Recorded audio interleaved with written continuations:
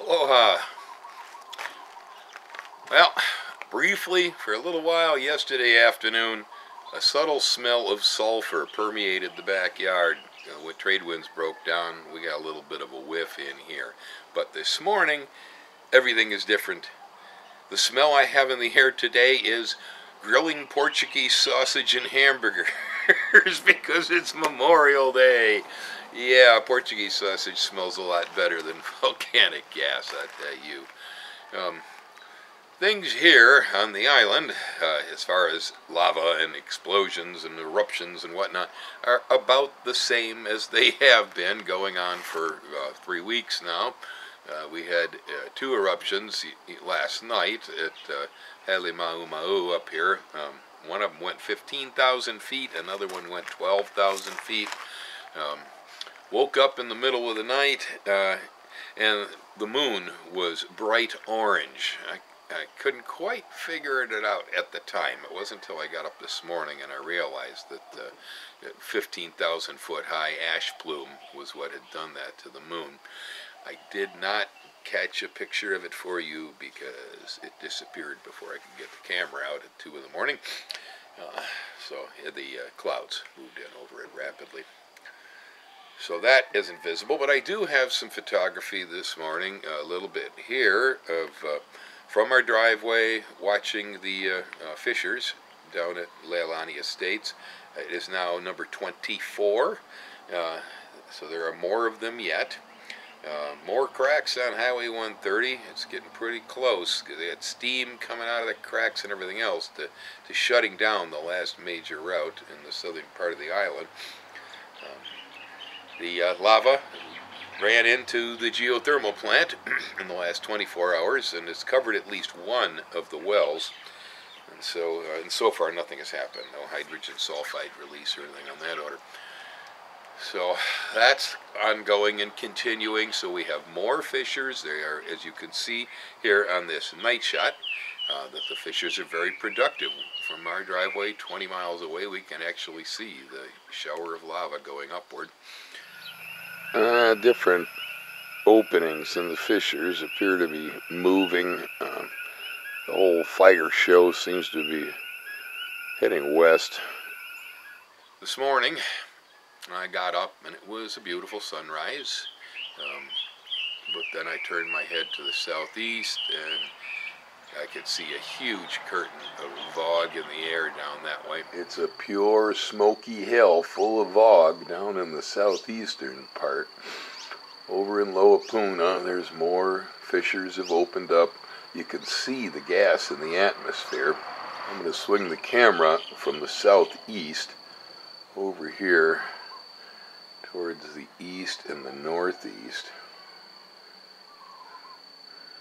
And you can pretty much see the difference. Looking out there, we got some, pretty nice white fluffy clouds, relatively clear air. You can see way out across the ocean to where the earth kind of bends out of sight out there. But now we move this way. Looking south from here, all is just a great big gas cloud. The sky off this way is just dirty as all get out.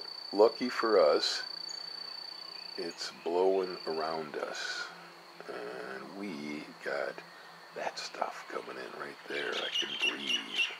The weather conditions in the last 24 hours are such that the wind has been somewhat light and a little bit variable. Every time it swings north or northeast, we get clear.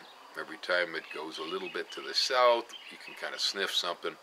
Said this morning it's Portuguese sausage and National Burger Day, but nothing here on the island has really changed. The conditions have continued to maybe even increase, depending on how you look at it. It certainly hasn't slowed down, but I had noticed something really interesting this morning.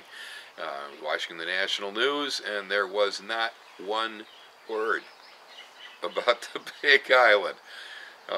Maryland's getting floods. They were quite dramatic, no doubt.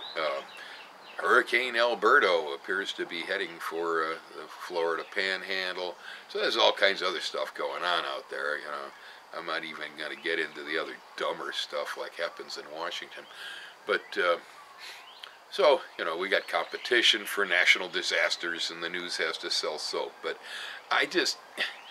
it's like, they come over here when it starts up, and oh my God, the world's going to end, and they spread it all over the airwaves, and they see it all the way over to Paris. And, I get friends in Iran who call me and said, oh, I saw you're dying, Well, and now they lost interest because you can't talk about the same story day after day after day after day. Well, I can, but I'm not selling anything here, Anybody who's still interested, it hasn't changed, even though the media coverage of it has changed.